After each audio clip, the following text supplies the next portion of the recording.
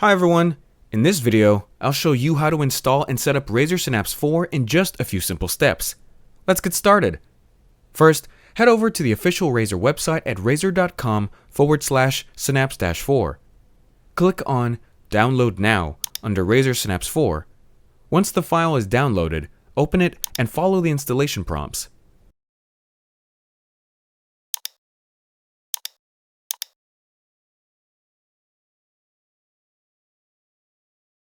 After the setup is complete, launch Synapse and log in using your Razer ID or create a new one.